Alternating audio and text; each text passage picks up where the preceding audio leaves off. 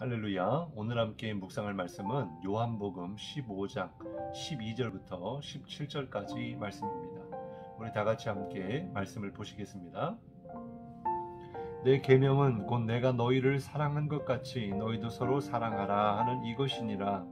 사람이 친구를 위하여 자기 목숨을 버리면 이보다 더 큰 사랑이 없나니 너희는 내가 명하는 대로 행하면 곧 나의 친구라. 이제부터는 너희를 종이라 하지 아니하리니 종은 주인이 하는 것을 알지 못함이라. 너희를 친구라 하였노니 내가 내 아버지께 들은 것을 다 너희에게 알게 하였음이라. 너희가 나를 택한 것이 아니요 내가 너희를 택하여 세웠나니 이는 너희로 가서 열매를 맺게 하고 또 너희 열매가 항상 있게 하여 내 이름으로 아버지께 무엇을 구하든지 다 받게 하려 함이라. 내가 이것을 너희에게 명함은 너희로 서로 사랑하게 하려 함이라. 아멘. 오늘 함께 은혜를 나눌 말씀의 제목은 서로 사랑하라입니다. 오늘 말씀을 통해 은혜가 있기를 주님의 이름으로 축복합니다. 우리가 지난 시간에 나누었던 참 포도나무이신 예수님께 우리가 붙어 있을 때 우리에게 많은 열매가 맺어지고 그 열매를 통하여 하나님께 영광이 되고 또한 우리에게는 참된 기쁨이 되며 또한 우리가 주님의 제자인 것을 증거한다라고 말씀해 주셨습니다. 또한 우리가 주님께 붙어 있을 때 우리가 무엇을 구하든지 하나님께서 응답해 주신다라고 말씀해 주셨습니다. 오늘 말씀은 이 참 포도나무에 붙어 있는 가지, 이 영적인 원리를 말씀해 주고 있는데요. 9절 말씀에 보면 아버지께서 나를 사랑하신 것 같이 나도 너희를 사랑하였으니 나의 사랑 안에 거하라 이렇게 말씀하고 있습니다. 즉 우리가 포도나무이신 예수님께 붙어 있는 영적인 원리는 주님의 사랑 안에 거하는 것을 말씀해 주고 있는 거예요. 성경에 보면 하나님은 사랑이시다 그랬습니다. 예수님 안에는요 아버지의 사랑으로 가득 차 있습니다. 그래서 그 사랑을 통하여 우리에게 자기의 목숨까지도 이렇게 내놓을 만한, 그래서 십자가에 달려 죽기까지 우리를 사랑하신 것이죠.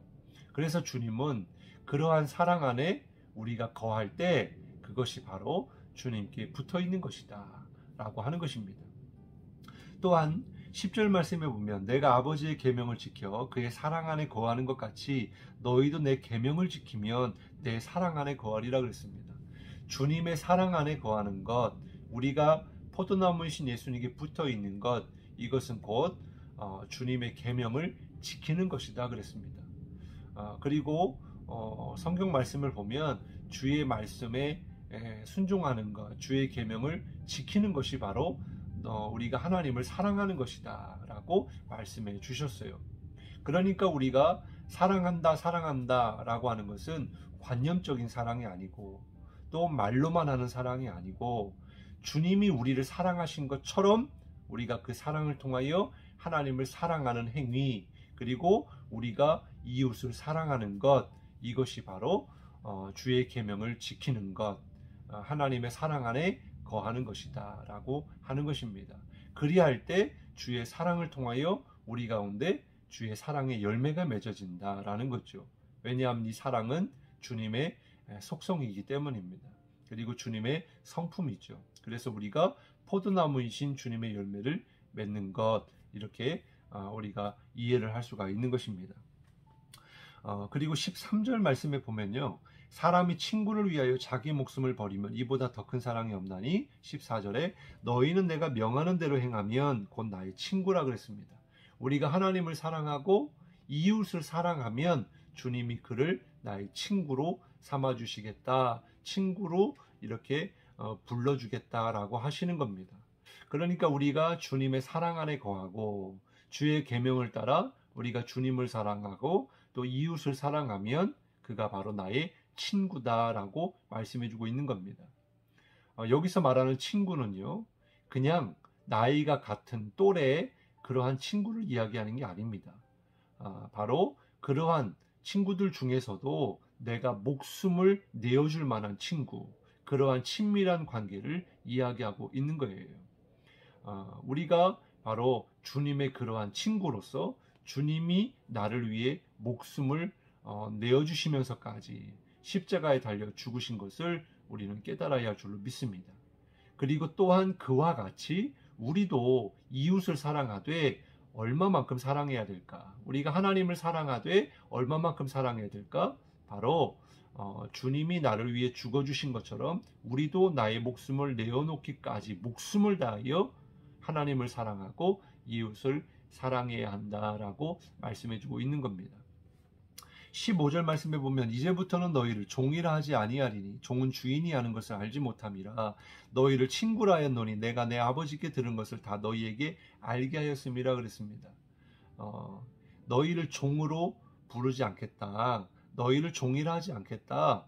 우리를 주님의 친구로 삼아주시겠다. 이 말씀은요 엄청난 그런 하나님의 큰 은혜입니다. 왜냐하면 우리는 주님과 친구가 될 만한 존재가 아니잖아요.